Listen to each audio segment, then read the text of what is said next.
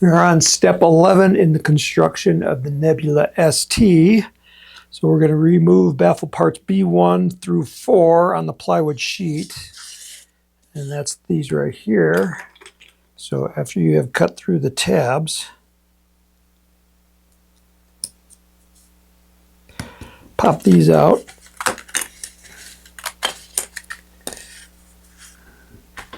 And also pop out this.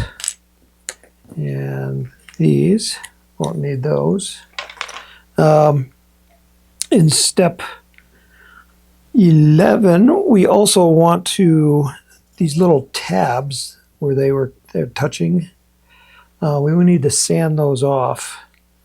And so it shows stack sanding them, but it's really only on the smooth one.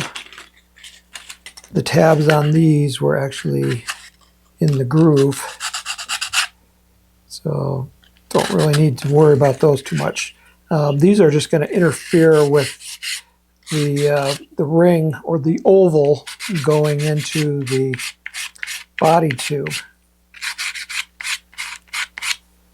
It's going to be a tight fit, and so we need to knock those down. All right, step 12, we're going to take these two pieces, B3 and 4, place the forward baffle B1 flat against the table with the engraved label facing up. So that's B1. Apply glue to the joint between the two spacers B2 and B3 and between the slots and the surface B1. Okay, so these two edges are going to go together like that. And then they're going to go into here.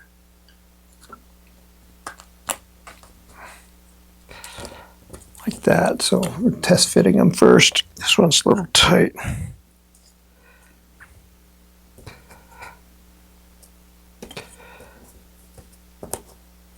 That one's okay.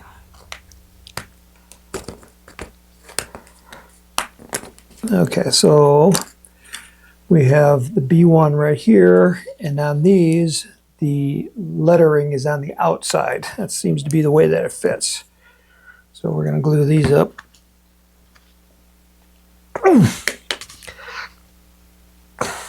This is stuck.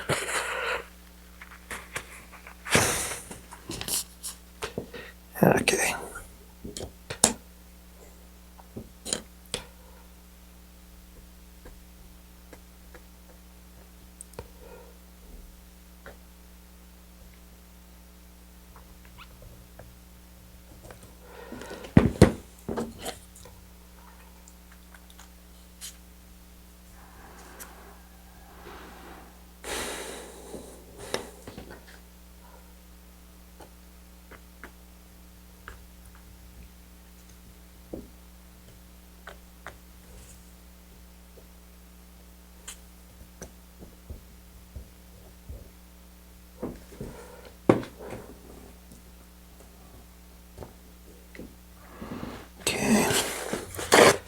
Used a little bit too much glue, so spread that out.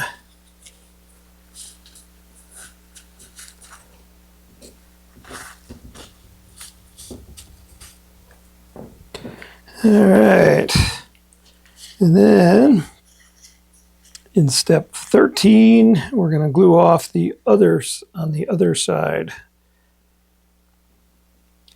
So let's see, we'll test fit it first. Like that. So on this one, the lettering goes downwards.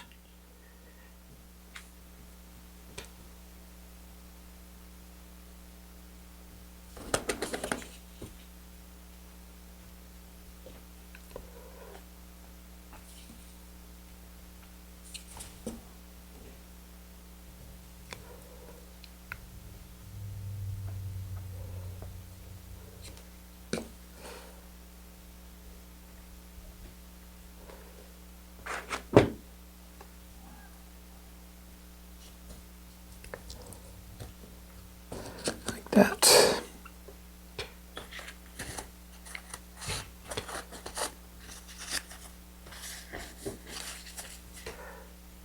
I need my dowel. Just going to use my dowel to spread things. By spreading it around, it'll dry faster.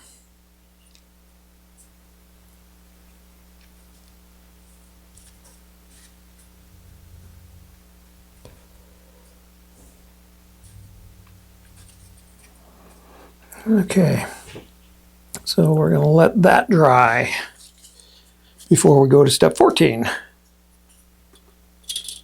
Step 14 is to take the shock cord, which I have here, and we're going to tie it to the baffle.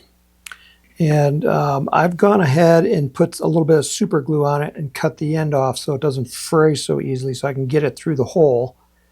So you're going to pass it through the hole, and then you're going to go through these two small holes here, and then we're going to tie it in place. So I'm just going to do a slip knot.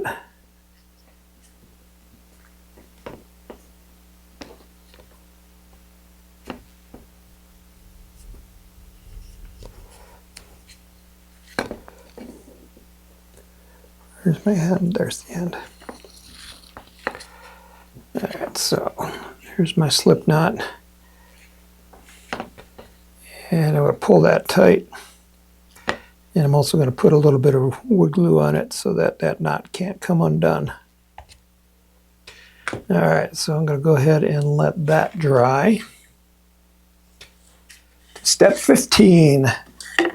This is the distortion of the main tube, and it should be done slowly to prevent kinking. So if we push it too hard, we may kink it. So that's what we want to do, is we want to gently deform it. So we're going to slide these distortion guides into the tube. So we're going to do this slowly. Push it through.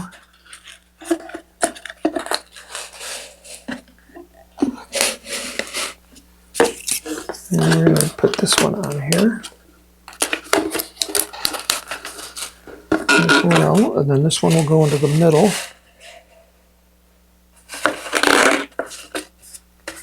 And then we'll put this one on this end.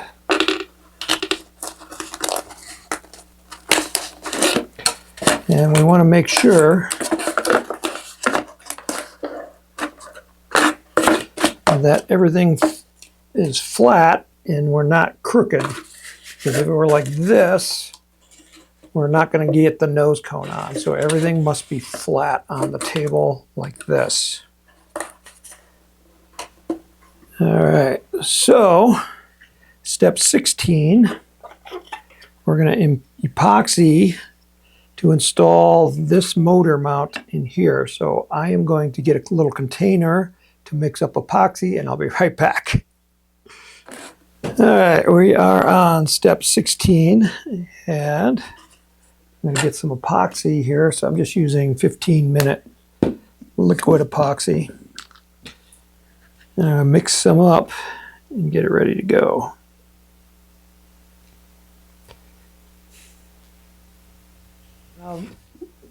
Okay, so now my epoxy's mixed up, and I want to put it, according to the instructions, 1¼ inches into the aft end of the tube. So it's not very deep in there.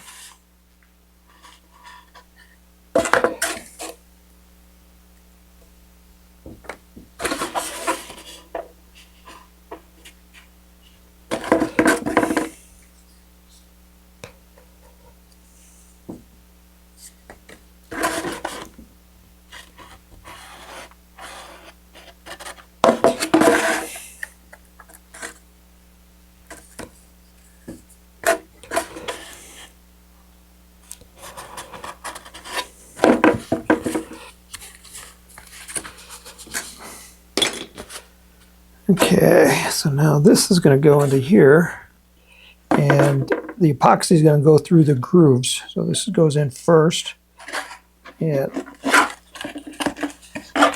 it went through. And now I got to push this in. Okay, and then this is going to be flush. So I'm just going to push it down until it is flush. And it is into the epoxy, so that's good. So I am going to let that harden. There is a little bit of epoxy in the front, which is good. So both rings are now epoxied in. So again, make sure everything's flat. And we're going to let that harden, and then we'll come back to step 16 or 17, which will be next.